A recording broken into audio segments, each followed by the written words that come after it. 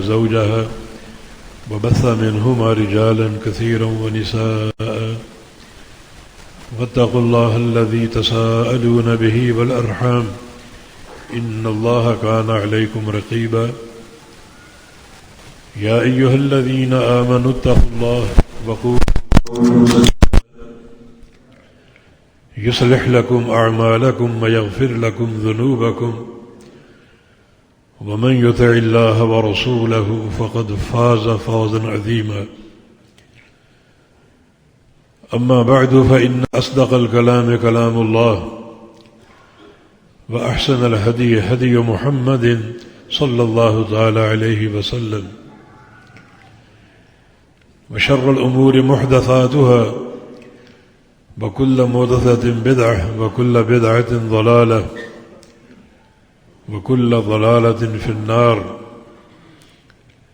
من يطع الله ورسوله فقد رشد واهتدى ومن يعص الله ورسوله فقد ضل وغوى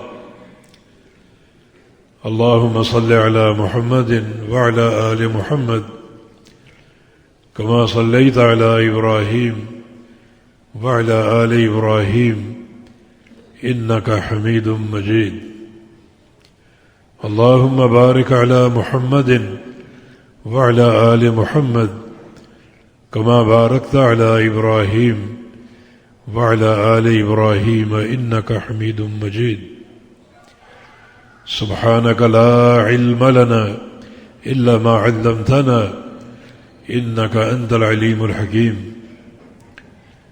رب اشرح لي صدري ويسر لي أمري واحلل عقدة من لساني يفقه قولي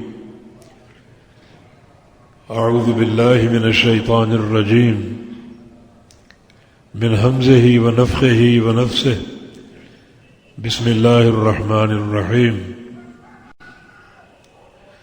إنه من يتق ويصبر فإن الله لا يضيع أجر المصلحين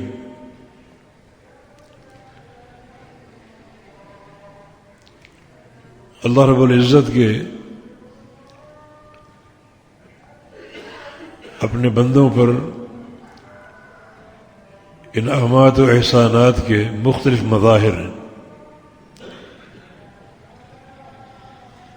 اللہ تعالی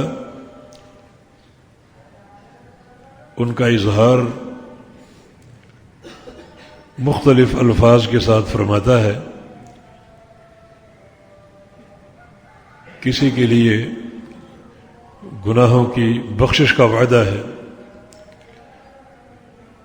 کسی کے لیے جنت کے داخلے کا وعدہ ہے، کسی سے محبت کا ذکر ہے اور کسی کے عمل پر راضی ہونے اور خوش ہونے کا ذکر ہے۔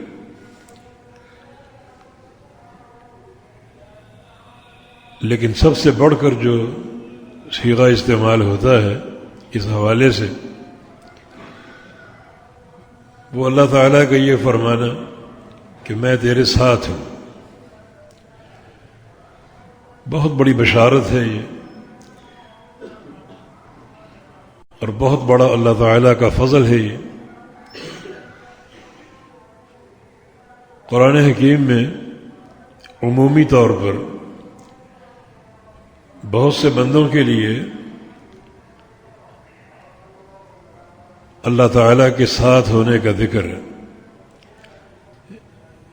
اسے صفت معیت بولتے ہیں، یہ معیت خاصہ، اللہ تعالیٰ کا ساتھ ہونا کسی کے باعتبار مدد کے، نصرت کے، باعتبار رحمت کے۔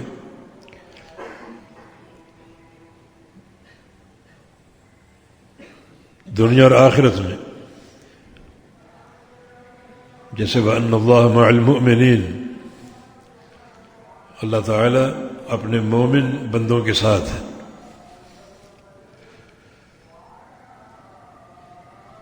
فَاتَّقُوا اللَّهَ وَاعْلَمُوا أَنَّ اللَّهَ مَعَ الْمُتَّقِينَ، پرہیزگاری اختیار کر لو اور یاد رکھو اللہ تعالیٰ متقین کے ساتھ ہے۔ ان اللہ مع الصابرین، بے شک اللہ تعالی صبر کرنے والوں کے ساتھ ہے۔ ان اللہ مع الذین اتقوا والذین هم محسنون، بے شک اللہ رب العزت متقین کے ساتھ ہے اور ان بندوں کے ساتھ ہے جو محسن ہیں، اچھا کرنے والے، احسان کرنے والے۔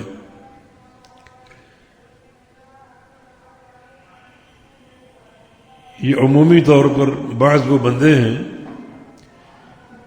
جن کے ساتھ اللہ تعالیٰ نے اپنی معیت کا اعلان فرمایا، ویسے وہ سب کے ساتھ ہے، وہ معیت عامہ، مسلمانوں کے ساتھ، کافروں کے ساتھ، مگر وہ معیت جو ہے باعتبار سمع اور بصر کے، سب کو سن رہا ہوں، سب کو دیکھ رہا ہوں، باعتبار احاطہ کے، سب کو میں نے گھیر رکھا ہے، باعتبار بادشاہت کے، مگر یہ معیت خاصہ ہے، نصرت اور تائید، مدد، رحمت اور فضل و احسان، اس معیت کو یہ سارے معنی حاصل ہیں۔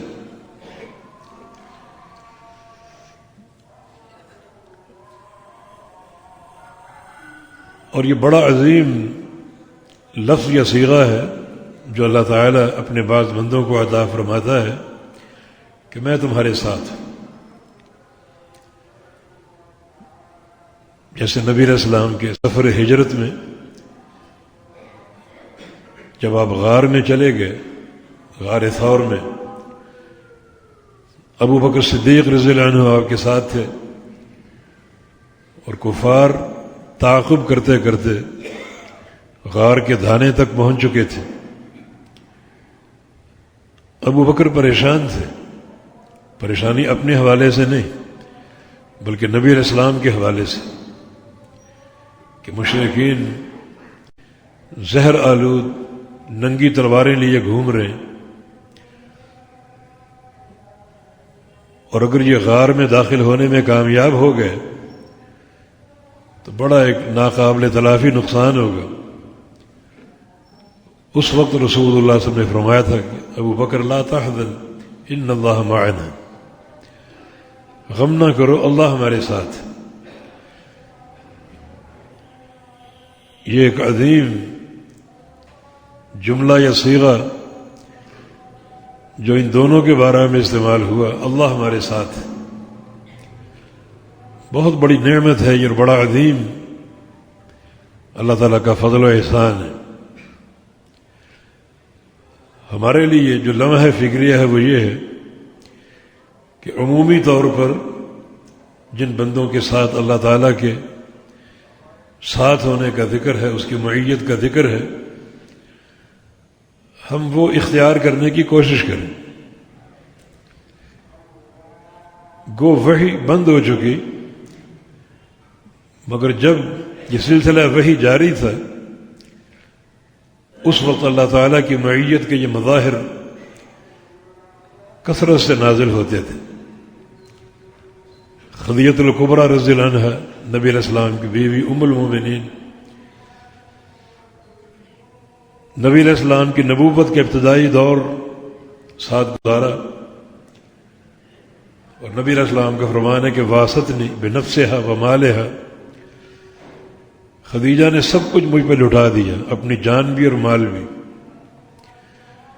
بڑے وہ صبر آزما لمحات تھے، بڑی خدمت کی۔ تو پھر یقیناً جو اللہ تعالیٰ کی معیت ہے وہ ان کو حاصل رہی اور ان کے ساتھ موجود رہے گی۔ اس وقت ان کی خوشی کا عالم کیا ہوگا جب ایک بار جبریل امین وحی دے کر واپس لوٹے، رسول اللہ صلی اللہ علیہ وسلم نے جناب خدیجہ کو بلایا اور فرمایا کہ ان اللہ یقرئک السلام،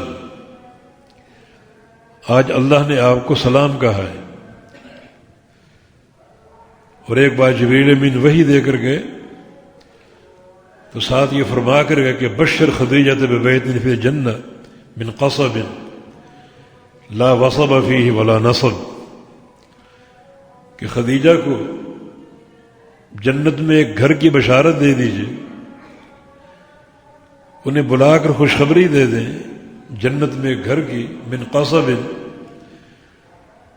اس سارے گھر کی جو تراش خراش ہے وہ ایک ہی موتی سے ہوگی۔ کتنا بڑا وہ موتی ہوگا، چنا گیا ہوگا ان کے گھر کے لیے، جس میں گھر کے سارے جو لوازمات ہیں، کمرے ہیں، وہ سارے بنائے گئے ایک ہی موتی میں۔ اور اس گھر کی خاصیت یہ ہے کہ لا وصب فیہ ولا نصب، اس میں شور نہیں ہوگا اور تھکاوٹ نہیں ہوگی۔ اس میں خاص طور پہ خدیجہ کے فضل کا اظہار مقصود ہے۔ ام المومنین نبی علیہ السلام کی موجودگی میں آپ کے سامنے کبھی انہوں نے اونچی آواز سے بات نہیں کی، کوئی شور نہیں مچایا، جیسے بہت سی عورتوں اور بیویوں کا شیوا ہوتا ہے، شوہر کے سامنے چیخ چیخ کے بولنا، بلند آواز سے بولنا۔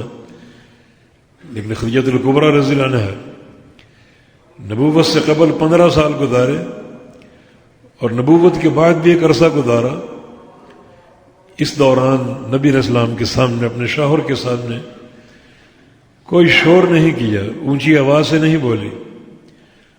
تو آج ان کا صلہ ہے یہ کہ ایسا گھر ان کو عطا ہوگا جس میں کوئی شور نہ ہوگا۔ شور تو کہیں بھی نہیں ہوگا، مگر یہاں شور کی نفی یہ ظاہر کرتی ہے کہ اس میں خاص قسم کا سکون ہوگا جو کسی اور کو حاصل نہیں ہوگا، اور تھکاوٹ نہیں ہوگی۔ یہاں خدیجہ کے فضل کا اظہار مقصود ہے، نبی علیہ السلام کی خدمت کی، نبوت کا ابتدائی دور آپ کے ساتھ گزارا، اور اپنی جسمانی تھکاوٹ کی پرواہ نہیں کی۔ تو آج انہیں بشارت دی گئی ایسے گھر کی جس میں کوئی تھکاوٹ نہ ہوگی۔ تھکاوٹ تو کہیں بھی نہیں ہوگی، مگر یہاں ایک عجیب قسم کا سکون جو شاید کسی اور کو حاصل نہ ہو، جو خدیجہ الکبریٰ کے حصے میں آیا۔ یہ اس معیت کے مظاہر ہیں، اللہ تعالیٰ کیسا ساتھ دیتا ہے۔ تو اس وقت سلسلہ وحی جاری تھا، اور اللہ تعالیٰ کی معیت کے یہ مظاہر سامنے آتے تھے، بشارتیں ملتی تھیں، خوشخبریاں ملتی تھیں۔ بلال حبشی رضی اللہ عنہ کتنا صبر کیا اور کتنی ماریں برداشت کی،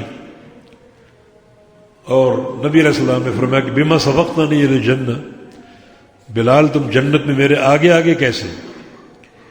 انی سمعت خشبۃ علیک فی الجنہ، میں نے جنت میں آپ کے قدموں کی آواز سنی، جہاں بھی گیا مجھے کسی کے چلنے کی گونج سنائی دیتی، اور بتایا جاتا ہے کہ یہ قدم بلال حبشی کے ہیں۔ تم چلتے زمین پر ہو اور تمہارے قدموں کی گونج جنت میں سنائی دیتی ہے، کیا کرتے ہو تم؟ تو یقیناً یہ اسی صبر کے مظاہر ہیں جس پر اللہ تعالیٰ کی معیت ملتی، ان اللہ مع الصابرین۔ اور خاندان یاسر جس کے 3 افراد، خود یاسر رضی اللہ عنہ اور ان کے بیٹے عمار اور ان کی بیوی سمیہ، بے تحاشا تکلیفیں دی گئیں، بڑے آزمائے گئے، جھنجھوڑے گئے، کھولتا ہوا پانی ڈالا گیا، پتھروں پر لٹایا گیا، کانٹوں پہ گھسیٹا گیا۔ اسلام کا ابتدائی دور تھا اور صبر کے مظاہر جگہ جگہ دکھائی دے رہے تھے، اور کچھ مسلمان کر نہ پاتے تھے۔ نبی علیہ السلام نے ایک بار یہ تکلیفیں دیکھیں تو دور سے آپ نے پکارا، صبر یا آل یاسر فإن موعدکم الجنہ، آل یاسر صبر سے کام لو، تمہاری میری ملاقات جنت میں ہوگی، جنت کا وعدہ ہے تمہارے ساتھ۔ تو اسی معیت کی یہ مظاہر، اللہ تعالیٰ ساتھ دیتا ہے اور ساتھ نبھاتا ہے ہمیشہ ہمیشہ کے لیے، تو ہم یہ جو عمومی صفات بیان ہوئی ہیں اپنے اندر وہ پیدا کرنے کی کوشش کریں۔ وَأَنَّ اللَّهَ مَعَ الْمُؤْمِنِينَ، اللہ تعالیٰ مومنین کے ساتھ ہے، جو اللہ پر ایمان لانے والے، اللہ کے رسول پر ایمان لانے والے۔ اور اللہ پر ایمان کی تکمیل جو ہے وہ توحید کے بغیر مکمل نہیں ہوتی، اور رسول پر ایمان کی تکمیل جو ہے وہ نبی علیہ السلام کی اتباع کے بغیر مکمل نہیں ہوتی، بلکہ اصل ایمان باللہ جو ہے وہ عبارت ہے عقیدہ توحید سے، اور اصل ایمان بالرسول جو ہے وہ عبارت ہے آپ کی اتباع سے، آپ کی فرما برداری سے۔ تو ایک بندہ اگر توحید پر قائم ہو اور نبی علیہ السلام کی اتباع کے منہج کو اختیار کرنے والا ہو تو اللہ کی معیت اس کے ساتھ ہے۔ ہماری تمام تر جد و جہد کا محور جو ہے وہ ایمان، اللہ پر ایمان، اللہ کے رسول پر ایمان۔ اللہ پر ایمان کا تقاضا اللہ کی توحید کو ماننا، شرک سے بچنا، اور رسول پر ایمان کا تقاضا رسول کریم صلی اللہ علیہ وسلم کی فرمانبرداری، اطاعت اور اتباع، اور پوری طرح آپ کی پیروی۔ تو یقیناً جب بندہ منہجی طور پہ، اعتقادی طور پہ اور عملی طور پر ان دونوں چیزوں کو اپنا لے اور حقیقت ایمان سے سرشار ہو جائے تو اللہ تعالیٰ کا وعدہ ہے کہ میں تمہارے ساتھ ہوں، اس کی معیت کا وعدہ ہے۔ تو یہ عمومی صفات ہیں جن کو سمجھنے اور پیدا کرنے کی ضرورت ہے۔ فاتقوا اللہ واعلموا ان اللہ مع المتقین، اور تقوی اختیار کرو اور جان لو کہ اللہ تعالیٰ متقین کے ساتھ ہے۔ بڑا عظیم الشان یہ وعدہ ہے متقین کے ساتھ ہونا، اور تقوی عبارت ہے گناہوں کو چھوڑنے۔ کوئی گناہ سامنے آئے، کسی گناہ کی دعوت سامنے موجود ہو، اسے اللہ کے خوف کی بنا پر ٹھکرا دینا، یہ حقیقت تقوی ہے۔ اور تقوی نام ہے اللہ اور اس کے رسول کی اطاعت کا۔ یعنی تقوی کی تکمیل ان دو چیزوں سے ہوتی ہے، اللہ اور اس کے رسول کے جو بھی اوامر ہیں، احکامات ہیں، ان سب کی تعمیل، اور جس جس چیز سے روکا ان سے بچاؤ اختیار کرنا، یہ حقیقت تقوی۔ اور اگر اس منہج کو سمجھ لو، اللہ کے اوامر کو مان لو اور نواہی اور منہیات سے بچ جاؤ تو اللہ تعالیٰ کا وعدہ ہے کہ اللہ آپ کے ساتھ ہے، اس کی تائید اور اس کی نصرت، رحمتوں اور برکتوں کے خزانے ساتھ ہیں تمہارے، جہاں بھی تم ہو، دنیا میں، قبر میں، آخرت میں۔ یہ ساتھ کبھی ٹوٹے گا نہیں، کبھی چھوٹے گا نہیں، کمزور نہیں پڑے گا۔ یہ ساتھ روز افزوں بڑھتا جائے گا، مستحکم ہوتا جائے گا۔ جس قدر تمہاری تقوی کی راہ میں ترقی ہوگی، اسی قدر رب تعالیٰ کا ساتھ بھی مضبوط ہوگا۔ اور جس بندے کو یہ ساتھ حاصل ہو جائے، یقیناً بڑا وہ عظیم الشان ہے اور بڑا ہی محترم ہے جس کو اللہ کی معیت حاصل، اللہ کا ساتھ حاصل۔ ان اللہ مع الصابرین، بے شک اللہ صبر کرنے والوں کے ساتھ۔ تو یہ دو نقطے جو ہیں، تقوی اور صبر، یوسف علیہ السلام کی سیرت میں یہ دونوں بدرجہ اتم موجود تھے، اور پھر اللہ کی معیت کے مظاہر بھی قرآن نے خوب بیان کیے۔ جب یوسف علیہ السلام کو ان کے بھائیوں نے پہچان لیا، اِنَّكَ لَأَنْتَ یوسف، آپ یوسف ہیں، فرمایا کہ انا یوسف وہذا اخی قد من اللہ علینا، ہاں میں یوسف ہوں اور یہ بنیامین میرا بھائی ہے، اللہ نے احسان کر دیا، ہمیں ملا دیا۔ آگے وہی جملہ، انہ من یتق یصبر فإن اللہ لا یضیع اجر المحسنین، بے شک جو بندہ تقوی اختیار کرے گا اور صبر کرے گا، یعنی تقوی اور صبر یہ دونوں وہ صفات ہیں جن میں اللہ تعالیٰ کی معیت کا وعدہ ہے. ان اللہ مع المتقین واعلموا ان اللہ مع المتقین اور ان اللہ مع الصابرین. اللہ تعالیٰ صبر کرنے والوں کے ساتھ ہے، متقین کے ساتھ ہے. اور یہ دونوں وہ صفات ہیں جو یوسف علیہ السلام کی سیرت کا محور تھے، اور ان دونوں صفات کو یوسف علیہ السلام کی سیرت میں مرکزیت حاصل. تقوی اور صبر. صبر کا پہلا مظاہرہ جب کنویں میں ڈالے گئے تو بڑا یہ تکلیف دہ مرحلہ تھا اور اللہ نے صبر کی توفیق دی. مگر اس سے بڑا مرحلہ جب کنویں سے نکالے گئے اس وقت صبر کا بڑا مظاہرہ کیا انہوں نے. جب اس قافلے نے آپ کو کنویں سے نکالا تو کہہ دیا ہوتا کہ قریبی میرے ابو ہیں، مجھے وہاں پہنچا دو، میرے بھائیوں نے مجھے ڈالا ہے اور میرے والد یہاں قریب ہی ہیں، وہاں مجھے پہنچا دیا جائے. مگر خاموشی اختیار کی. خاموشی کیوں اختیار کی؟ جس وقت بھائی کنویں میں ڈال رہے تھے اللہ تعالیٰ کا فرمان وَأَوْحَيْنَا إِلَيْهِ لَتُنَبِّئَنَّهُمْ بِأَمْرِهِمْ هَذَا هُمْ لَا يَشْعُرُونَ. اللہ نے وحی کی، یوسف علیہ السلام کے دل میں یہ بات ڈالی کہ ایک وقت آئے گا تم اپنے بھائیوں کو خبر دو گے اس سارے قصے کی، اور انہیں خبر تک نہ ہوگی، شعور تک نہ ہوگا، سب کچھ بھول چکے ہوں گے.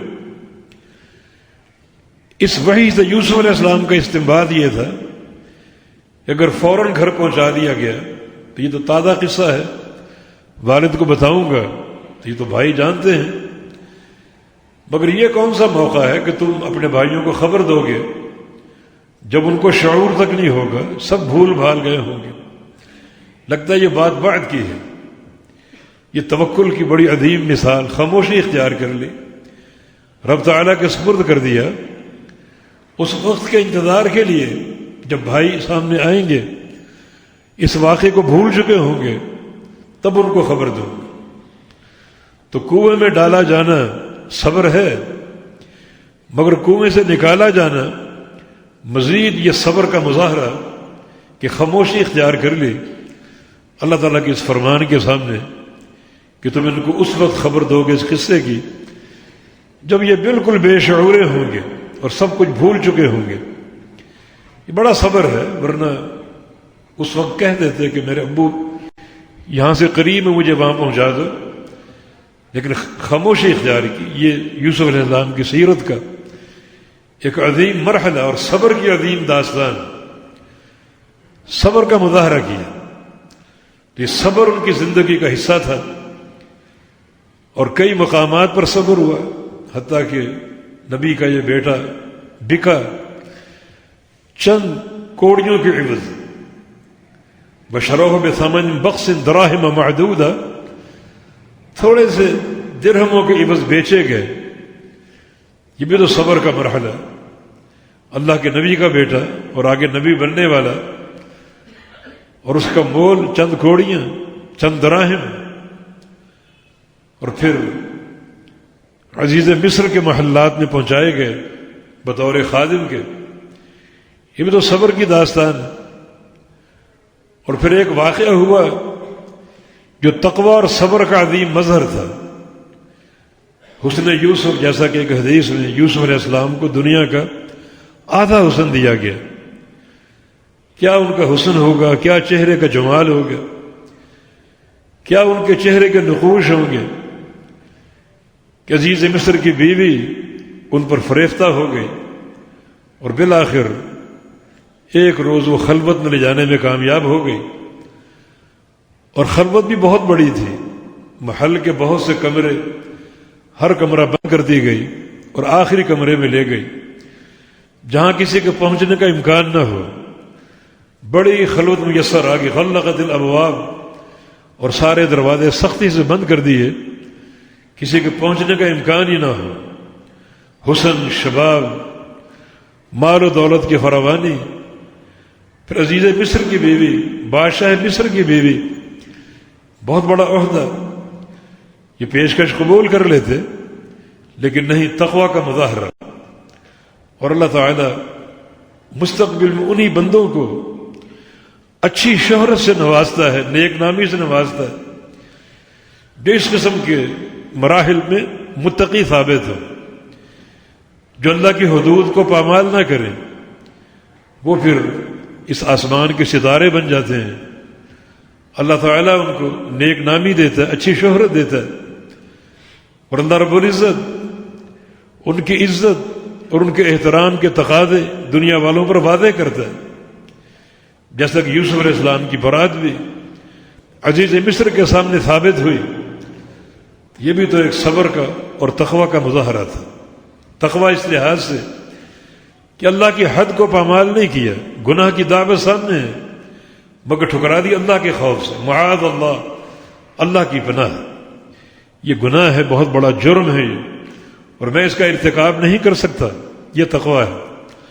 اور صبر بھی ہے، صبر اس لحاظ سے کہ ایک گناہ سامنے ہو، وہ گناہ میں لذت ہو اور اس کو چھوڑ دینا بڑا ایک صبر آزما کام ہے۔ صبر کے 3 معنی ہیں، ایک اللہ کی اطاعت کر کے صبر کرنا، اور بعض اوقات اطاعت میں صبر کرنا پڑتا ہے۔ حج یہ پورا وقت ایک صبر کا وقت ہے، جس میں کبھی بھاگنا پڑتا ہے، کبھی چلنا پڑتا ہے، کبھی جاگنا پڑتا ہے، کبھی سونا پڑتا ہے۔ طواف اور سعی ہے، اور عرفات اور صفا مروہ، اور پھر مزدلفہ اور منا، اور 10 ذو الحج، کئی اس میں اعمال انجام دینے پڑتے ہیں، قربانی دینی پڑتی ہے، بالوں کی کٹنگ یا منڈوانا پڑتے ہیں، اور پھر بیت اللہ واپس آنا پڑتا ہے طواف افاضہ کے لیے، سعی کرنی پڑتی۔ بڑا یہ تھکانے والا سفر ہے، یہ صبر سے عبارت ہے۔ رمضان آنے والا ہے، یہ صبر کا مہینہ ہے۔ آج کل سردی ہے، ٹھنڈے پانی سے وضو کرنا صبر آزما مرحلہ۔ رات اگر اللہ قیام کی توفیق دے دے تو نرم اور گرم بستر کو چھوڑنا صبر آزما مرحلہ ہے۔ تو اطاعت کر کے صبر ہوتا ہے، اور اگر گناہ سامنے ہو اور گناہ بھی لذیذ ہو، اس کو چھوڑنا بھی صبر ہے۔ جیسے زنا کی دعوت ہے، اس گناہ میں لذت ہے، لیکن اللہ کا خوف غالب ہو تو بندہ اس گناہ کو چھوڑ دیتا ہے، اور یہ ایک صبر آزما مرحلہ۔ شراب ہے، جوا اور سود کے پیسے بعض اوقات ڈھیر لگے ہوتے ہیں، لیکن سودی رقم ہوتی ہے، اس کو چھوڑ دینا، ٹھکرا دینا، اس کاروبار کو جھانک کے نہ دیکھنا، صبر آزما مرحلہ۔ یوسف علیہ السلام کا یہ مرحلہ صبر آزما تھا، گناہ کی دعوت تھی، گناہ کی لذت معلوم ہے، مگر اللہ کے خوف کی بنا پر چھوڑ دی۔ جب بھائیوں نے پہچان لیا تو یوسف علیہ السلام نے کیا فرمایا؟ ہاں میں تمہارا بھائی ہوں، بنیامین میرا بھائی ہے، قد من اللہ علینا، اللہ نے احسان کر دی، ہمیں ملا دیا۔ اور آگے یہ جملہ، انہ من یتق یصبر، جو بھی تقوی اختیار کرے گا اور صبر کرے گا، تقوی اختیار کرے اور صبر کرے، فإن اللہ لا یضیع اجر المحسنین، تو اللہ تعالیٰ ایسے بندوں کے اجر کو ضائع نہیں کرتا۔ اللہ کی معیت ان کو حاصل ہوتی ہے، ان کا اجر کیسے ضائع ہوگا، ان کا ثواب کیسے ضائع ہوگا؟ تو یقیناً یہ صبر اللہ تعالیٰ کے امتحانوں پر اور تقوی کا مظاہرہ اس سارے شرف کا باعث ہوا۔ یوسف علیہ السلام کی زندگی میں اگر یہ مراحل نہ آتے، یعنی اپنے باپ کے ساتھ ہی رہتے، بھائی ان کو نہ لے کر آتے، آزمائشوں میں نہ جھنجھوڑے جاتے، تو گھر میں رہتے، باپ کے سامنے رہتے، یعقوب علیہ السلام کی باپ کی محبت ان کو ملتی، باپ کا پیار ان کو ملتا۔ لیکن جب آزمائے گئے اور ابتلاءات کی چکی میں پیسے گئے تو اس کے نتیجے میں نبوت بھی ملی اور پورے ملک مصر کی بادشاہت بھی ملی۔ تو ظاہر ہے کہ ان مقامات تک رسائی کے لیے بڑا صبر کرنا پڑتا ہے، اور بعض مقامات پر تقوی اختیار کرنا پڑتا ہے، اور بندہ اگر تقوی اختیار کر لے، صبر کر لے، تو اللہ تعالیٰ کی معیت اس کے ساتھ ہوتی ہے، اس کی نیک نامی اللہ تعالیٰ دنیا والوں پر ثابت کرتا ہے، ان کو 14ویں کا چاند بنا دیتا ہے، اچھی شہرت ہوتی ہے۔ یہ اس کی معیت کے مظاہر ہیں، تقوی اور پرہیزگاری اور صبر پر۔ ہمارے اساتذہ نے ایک واقعہ میاں صاحب مرحوم کے مدرسے کا سنایا. میاں نذیر حسین محدث دہلوی شیخ الکل فی الکل، دلی میں ان کی درسگاہ تھی. شدید سردی کا موسم، ایک طالب علم میاں صاحب طلبہ کو دیکھا کرتے تھے اور ان کے احوال کا جائزہ لیا کرتے تھے. ایک کمرے میں داخل ہوئے، ایک کونے میں ایک طالب علم گیلے کپڑے پہنے سردی میں ٹھٹر رہا ہے، حتیٰ کہ اس کی موت واقع ہو گئی. اور جب اس کا جنازہ ادا ہوا تو چاروں طرف خوشبو پھیلی ہوئی تھی. دنیا حیران، یہ خوشبو کہاں سے آ رہی؟ اس خوشبو کا مرکزی نقطہ اس کی میت تھی، وہ جنازہ تھا. میاں صاحب سے پوچھا گیا تو انہوں نے وہ قصہ سنایا. یہ ہمارے مدرسے کا طالب علم، اور اس دور میں مدارس میں وسائل نہیں ہوتے تھے، علاقے کے لوگ اور ان کے گھرانے تقسیم ہوتے تھے. فلاں طالب علم فلاں گھر میں کھانا کھائے گا، فلاں طالب علم فلاں گھر میں کھانا کھائے گا. تو اس نوجوان طالب علم کی تقسیم میں ایک گھر تھا جہاں وہ کھانا کھاتا تھا یا لے کر آتا تھا. اور وہاں کی ایک خاتون یا ایک لڑکی اس پر عاشق ہو گئی، فریفتہ ہو گئی. بڑی پلاننگ کرتی رہی تنہائی کی. ایک بار گھر والے کہیں شادی پہ جانا چاہ رہے تھے، اس نے بیماری کا بہانہ بنایا اور گھر میں رک گئے. یہ لڑکا طالب علم اپنے وقت پر گھر پہنچا. اندر اس نے بلا لیا کھانے کے لیے اور دروازہ مقفل کر دیا، بند کر دیا، اور گناہ کی دعوت دی اور کہا کہ اگر تم اس دعوت کو قبول نہ کرو گے میں پورے محلے میں شور کر دوں گی، پھر تمہاری بڑی درگت بنے گی اور پھر دیکھنا کیا انجام ہوگا، اور تمہیں یہاں سے دھتکار دیا جائے گا، نکال دیا جائے گا اور طلب علم سے محروم کر دیا جائے گا. جب اس نوجوان نے یہ سارا صورتحال اس کا مشاہدہ کیا تو اللہ نے ذہن میں ایک بات ڈال دی، بیت الخلاء جانے کی خواہش کی کہ میں بیت الخلاء سے ہوں.